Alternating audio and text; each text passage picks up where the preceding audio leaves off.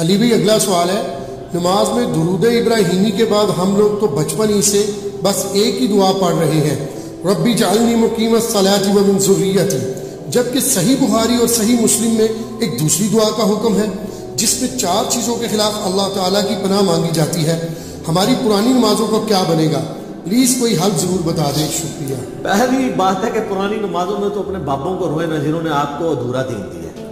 دیکھیں یہ بڑا کریٹیکل مسئلہ ہے، بخاری و مسلم دونوں میں حدیث ہے، نبی علیہ السلام اما عائشہ کہتی ہیں سلام اللہ علیہ اور باقی کئی اصحاب سے حدیث ہے کہ نبی علیہ السلام ہمیں نماز کے تشہد میں 4 چیزوں کے اگینسٹ اللہ کی پناہ مانگنے کا حکم دیتے تھے۔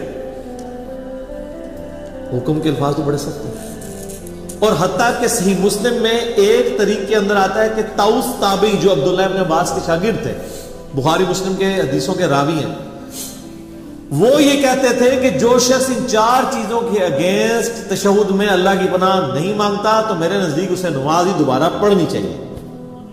اتنی سختی، تو بھول چوک معاف ہے، پہلے جو کچھ ہو چکا وہ معاف ہے۔ یہ جو ان کی سختی ہے یہ بھی تاکید کے لیے، ویسے تو کوئی تشہد کے بعد درود شریف پڑھ لے تو اس کی نماز کامل ہے، دعائیں سنت میں آتی ہیں، فرائض میں نہیں آتی، لیکن طاؤس تابعی رحمہ اللہ کا یہ موقف تھا، چونکہ نبی اسلام نے حکم دیا ہے نماز میں پڑھنے کا، اس کو حکمیہ لینا چاہیے۔ تو بخاری مسلم الفاظ ہیں 4 چیزوں کے شر سے، مختلف الفاظ کے ساتھ ہیں، وہ چیزیں 4 ہی ہیں۔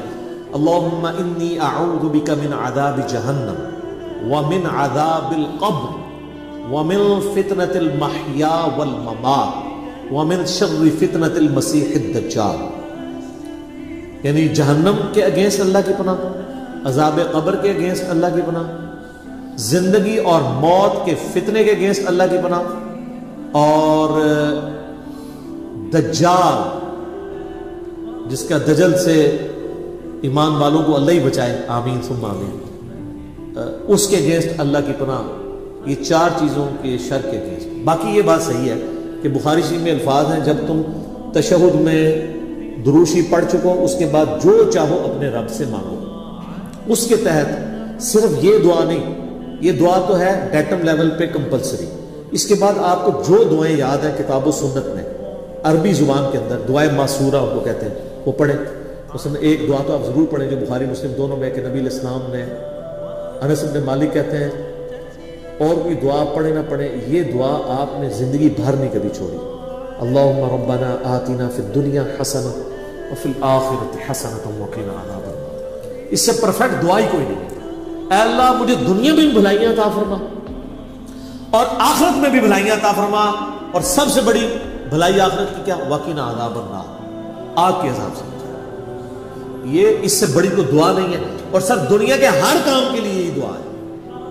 کسی کی اولاد نہیں ہو رہی تو یہ ہے، کسی کی نوکری کا ایشو ہے یہ ہے، کسی کو بیماری کا ایشو ہے یہ ہے، بھلائی ہے۔ اور مسلم شریف میں بڑی پیاری حدیث ہے، ایک صحابی کے بارے میں آتا ہے صحیح مسلم میں کہ وہ اتنے کمزور ہوئے گویا کہ چڑیا کی طرح ڈھانچہ ہو گیا، تو نبی علیہ السلام ان کی عادت کے لیے گئے، آپ کو اندازہ ہو گیا کہ اس نے وہ کام ڈالا ہوا ہے۔ آپ فرمایا تو اللہ سے کیا مانگتا ہے؟ اس نے عرض کیا اللہ کے رسول میں تو اللہ سے یہ مانگتا ہوں کہ اے اللہ جو تو نے مجھے آخرت میں عذاب دینا ہے نا دنیا ہی میں دے دے۔ سبحان اللہ، کیا تم اللہ کے عذاب کو برداشت کرنے کی طاقت رکھتے ہو؟ یہ تم کیوں کہہ رہے ہو کہ اللہ جو مجھے آخرت میں عذاب دینا دنیا میں دے دے؟ وہ دنیا میں بھی اللہ کا عذاب تو کوئی نہیں برداشت کر سکتا، اور تمہیں تو چاہیے تھا تم دعا کرتے اللہم ربنا آتنا فی الدنیا حسنہ وفی الآخرۃ حسنہ وقنا عذاب النار۔ یا ہم ایسے صوفیاء کہتے ہیں کہ ان کو جوئیں پڑی رہتی تھی، کوئی جو نیچے گرتی تھی پھر اوپر رکھ لیتے تھے۔ یہ گند مند دین نہیں ہے اسلام۔ اسلام میں تو یہ ہے کہ آپ نے اللہ سے بھلائیاں مانگی، تو نبی علیہ السلام نے بھلائی مانگتے، صحابہ کہتے ہیں اس نے وہ دعا پڑھی، وہ اس طرح صحیح ہو گیا جیسے ایک چوزا جب پیدا ہوتا ہے اس کے بعد میں پر نکل آتے ہیں زندہ ہو جاتا ہے، وہ اس طرح وہ اپنی بیماری سے باہر نکلا ہے۔ یہ دعا اپنے تشہد میں پڑھیں۔ اچھا ایک اور دعا ہے جو سیدنا ابوبکر نے حضور سے مانگ کے لیے دی، دیکھ لیں صحابہ کرام تو مانگتے بھی تھے تو کیا مانگتے تھے۔ صحیح بخاری میں حضرت ابوبکر نے کہا یا رسول اللہ، یعنی آپ علیہ السلام نے ترغیب دلائی ہے تشہد میں دعاؤں کی، تو مجھے کوئی ایک خاص دعا ایسی دے دیں جو میں پڑھوں۔ تو آپ صلی اللہ علیہ وآلہ وسلم نے ان کے لیے دعا ان کو تعلیم دی، اللہم انی ظلمت نفسی ظلما کثیرا ولا یغفر الذنوب الا انت فاغفر لی مغفرۃ من عندک وارحمنی انک انت الغفور الرحیم. یہ دعا پڑھنے سے اس کے علاوہ بھی کئی دعائیں ہیں. رب اجعلنی ضرور پڑھیں. میں تو بلکہ کہتا ہوں رب اجعلنی مقیم الصلاۃ ومن ذریتی ربنا وتقبل دعا. اس میں ماں باپ کے لیے اولاد کے لیے دعا ہے.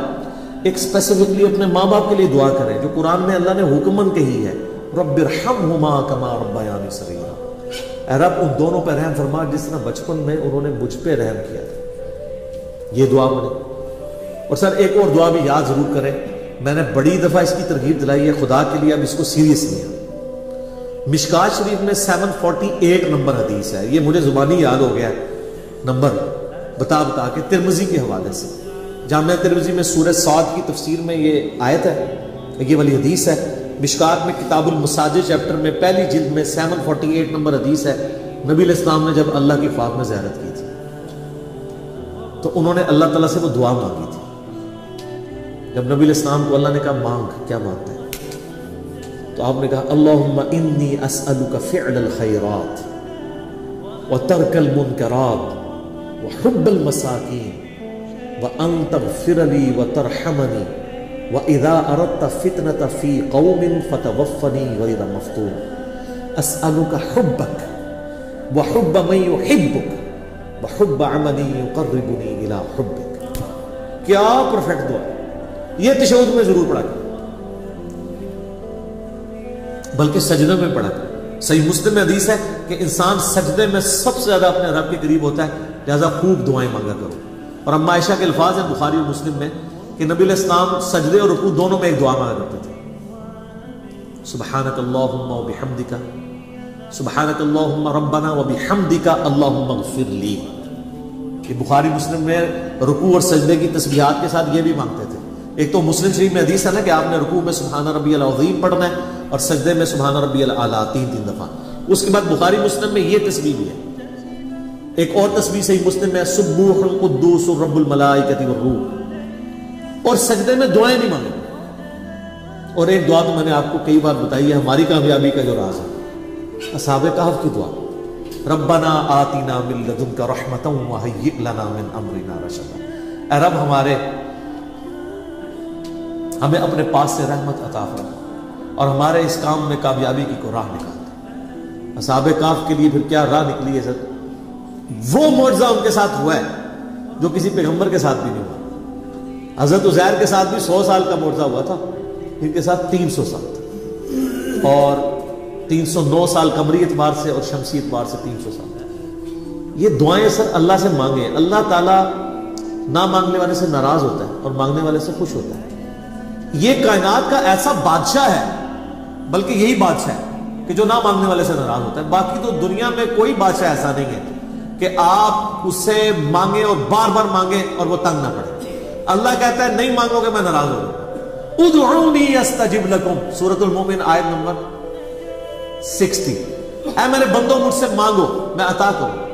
ان الذین یستکبرون عن عبادتی, جو تکبر کرے گا نا مجھ سے نہیں مانگے گا, میں اسے ذلیل و خوار کر کے دوزخ میں ڈالوں.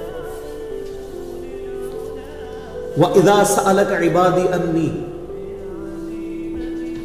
جب میرے بندے آپ سے پوچھتے ہیں میرے بارے تو آپ فرمانے کہ میں انی قریب, میں بالکل قریب ہوں. اجیب الدعوۃ الداعی اذا دعان, ہر سننے والے کی پکار سنتا ہوں جب وہ مجھے پکارتا ہے.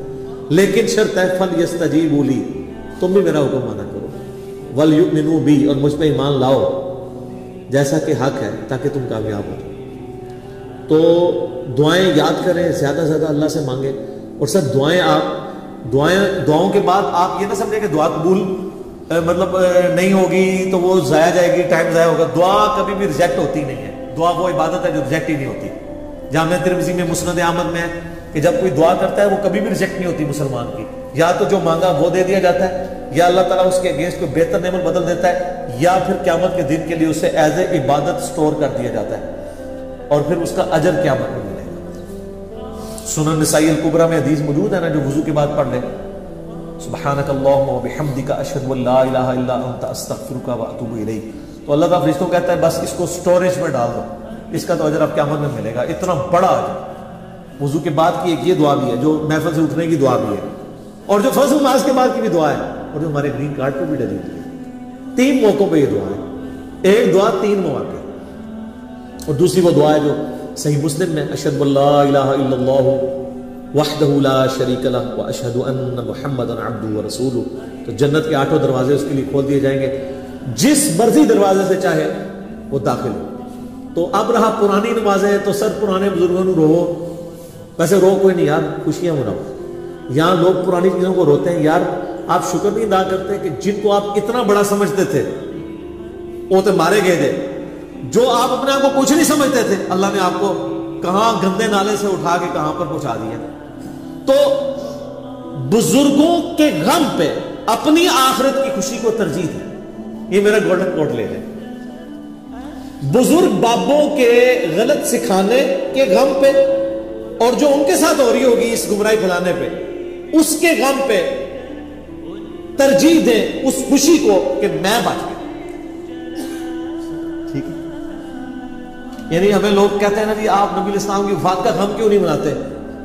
سب نبی الاسلام کے آنے کی خوشی اور آپ کے ذریعے جو ہمیں ہدایت اور ہمیشہ کی کامیابیاں جنت کی مل گئی ہیں، وہ ان کے جانے کے غم پہ بھاری ہے۔ اگر غم بھاری ہوتا نا تو صحابہ کرام پھر رومن اور پرشین امپائر نہیں اکھاڑ سکتے تھے، وہ غم ہی لے کے بیٹھ جاتے۔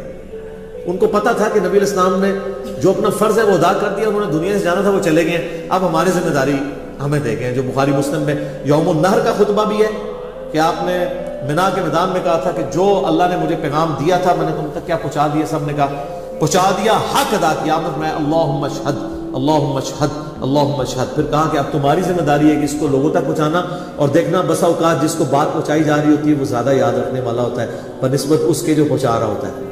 اور محدثین جب یہ حدیث پڑھا کرتے تھے تو کہا کرتے تھے صدق رسول اللہ، اور رسول اللہ نے سچ کہا تھا۔ آج دیکھ لیں دین تو نکلا عرب سے تھا، لیکن یہ 6 کتابیں جو آپ کے سامنے رکھی ہیں ان میں کوئی بھی عربی نہیں ہے۔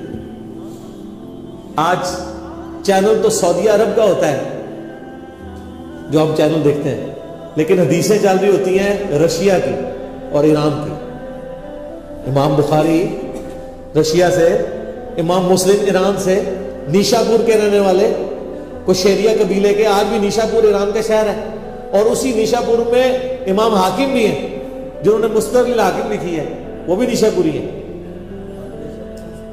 بخارا، ہاں رشیا میں بخارا، ٹھیک ہے، اب وہ رشیا کہا جاتا ہے نا اسے، اور تسی کے نیٹی گریٹی سکھانا شروع کر دو، جو گال ہے پڑھو، ٹھیک ہے۔ تو یہ ذالک فضل اللہ یؤتیہ من یشاء، یعنی آپ اس غم کو لے کے بیٹھ جائیں کہ میں تیرے ہوتے جنم لیا ہوتا، نہ سر، آج بھی جنم لو تو تسی بہت کچھ کر سکتے ہو۔ امام بخاری کے نہیں کہتے تیرے ہوتے جنم لیا ہوتا، تو سر انہوں نے اپنے زندگی میں 200 سال بعد آگے ثابت کیا ہے کہ تیرے ہوتے جنم تو نہیں لیا، لیکن کام وہ کیا ہے کہ جو تیرے ہوتے ہوئے جنم لیے والوں میں سے بھی کئی لوگوں سے نہیں ہو سکا۔ سر تھوڑی بات ہے،